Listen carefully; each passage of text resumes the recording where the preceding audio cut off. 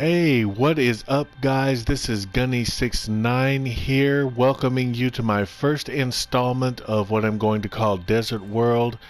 Before I get started good, I want to give a shout out to all the people out there who have inspired me to keep building, even though Disney shut the server down. That Brown Bat, Papa H, 72 Pringle, Jet Blast 190, Professor Toybox, all the guys on Disney Infinity TV and the All Night Gamers. You guys have built some awesome, and I mean awesome, toy boxes on this game, and I thought I'd try my hand at it.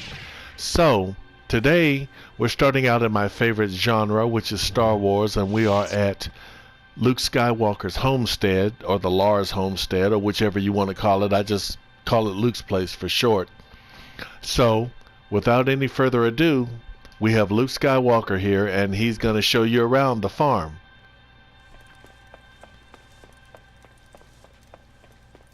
So we're going to start in Luke's room here.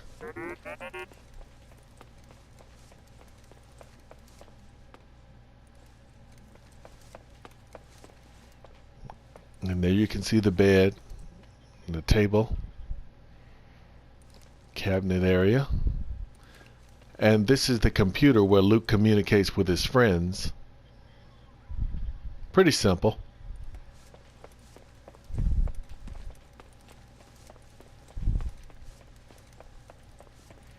Now we're going to go over here to the storage area.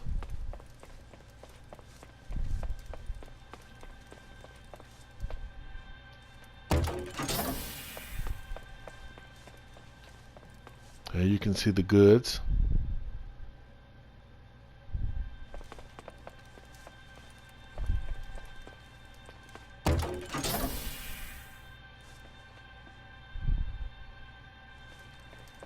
Now we're going to go over here to the dining area. Now from this angle you can see this is the chair right in front of Luke. This is where Uncle Owen would sit, and over to your right, that's where Luke would sit, and Aunt Beru would sit across, according to the movie. And now we're going to go down here to the kitchen area.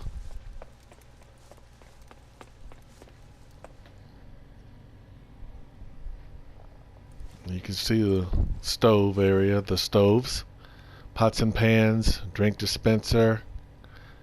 Now, I don't know if they had any refrigeration units on Tatooine, but I haven't seen a kitchen yet that did not have a refrigerator in it, so I just threw that in there. You can see the fruit table, another cabinet area, and the hand wash station. And now we're going to go back up.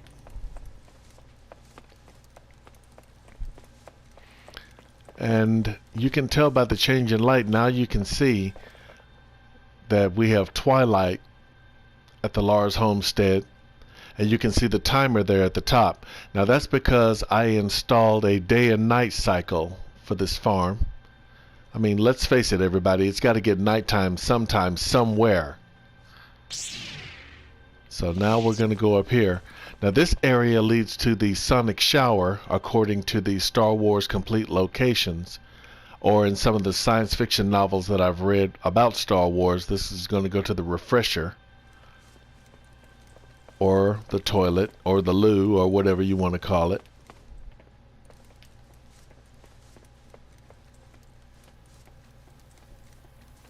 You can see the shower and the rest of the bathroom area.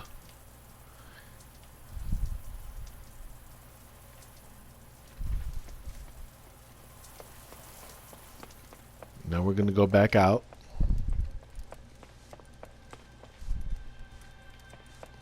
Now this area over here, this is where Uncle Owen and Aunt Beru would reside.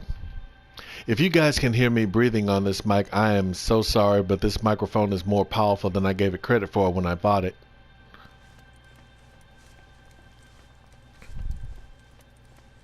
Now you can see the cabinet and some Corellian cabinets built over in the corners there. Now when I first created this area, I intended to have the entrance doors facing the way you see Luke facing now, but in order for me to do that, I would have to go into the interior, and tear apart the bathroom and then put that back together and then realign this area to where the entrance is facing this way. But that was going to be a major pain, so I just decided to keep things simple and just keep the entrance area facing out toward the courtyard, which I don't think was a bad idea. You see some of the worker droids out there. Now we're going over to the garage area where Luke first triggers Princess Leia's message.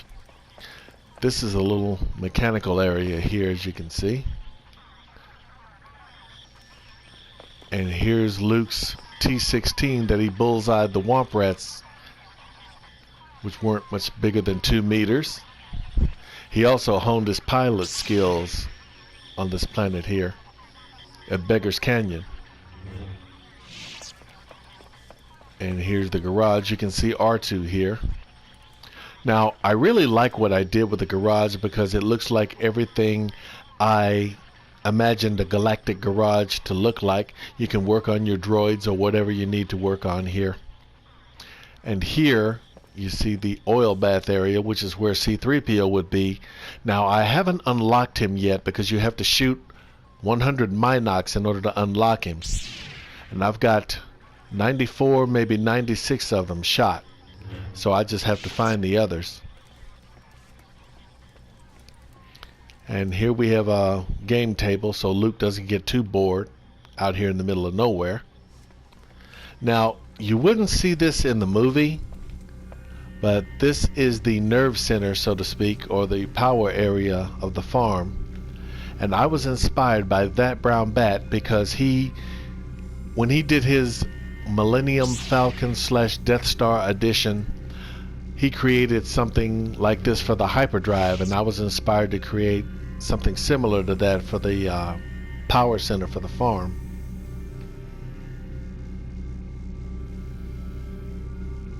It's pretty neat.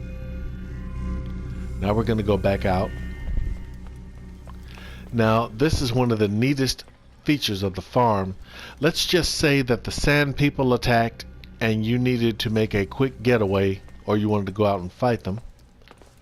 Watch this.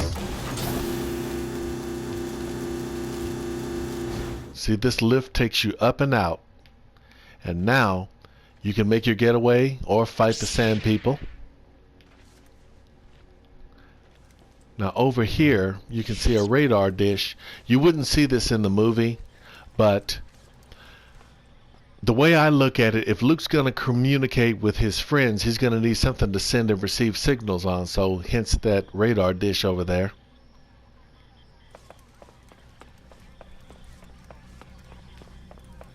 Okay, now you can see it's nighttime out here at the farm.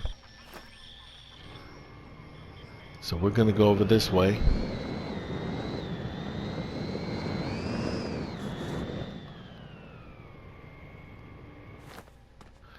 And now you can see the evaporators out here, or at least some of them. Now, for the benefit of people who don't know the saga, Luke and his family, before Luke became one of the greatest Jedi in the galaxy, he was a moisture farmer. And this planet having 2 suns, well, you know it's blazing hot during the day, so the only way people can get water is to take it from the air. Hence these evaporator machines that you see here. And Luke and his family would collect the water and sell the water.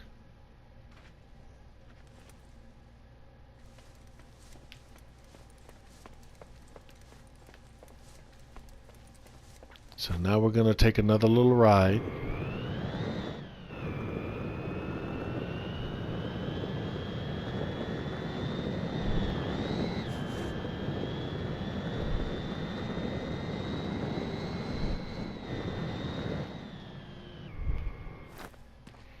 And this is the front yard area, but the blast shield doors are closed momentarily. And over here, now when you see Luke for the first time in the saga, he comes over here, looks down and talks to Aunt Beru.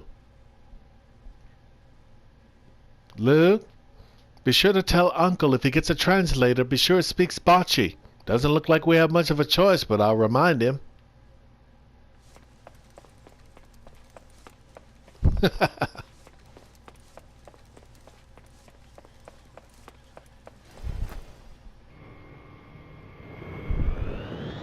Now we're going to go around the back.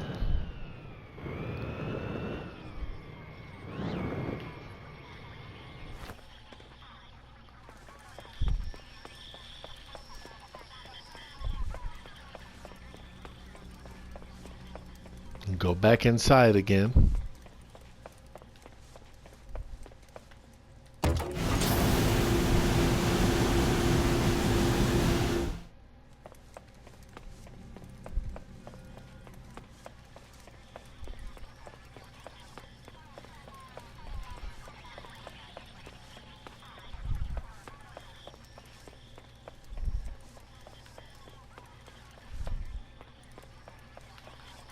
Now this mechanism here opens the blast shield doors.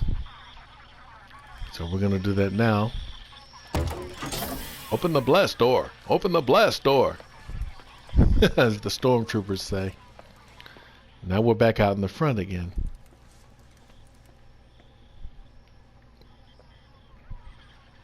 Now I'm debating whether or not to have it set up to where the sand people would attack the homestead when it becomes a certain time of the day. But the way I'm looking at it, the home is supposed to be a place of peace and tranquility, so I'm still up in the air about whether I want to set that up like that or not. But for the moment, I'm keeping it like it is. See, now it's dawn out here at the farm. And when I go over here, now you can see the evaporators in the area more clearly.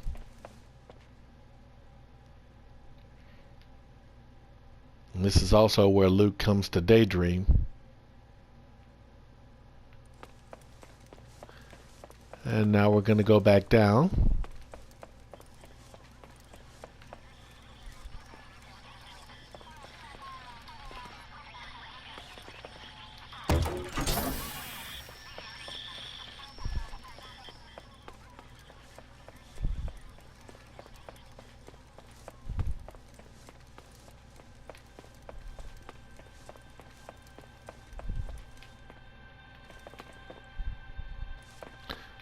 And ladies and gentlemen, that is pretty much it for the tour of the Lars homestead. I hope you guys enjoyed watching this as much as I enjoyed building it. I am working now on my own variations of Mos Eisley and Tashi Station. So as soon as I get them built, I'm going to upload them as well. So until then, as the Jedi would say, may the Force be with you.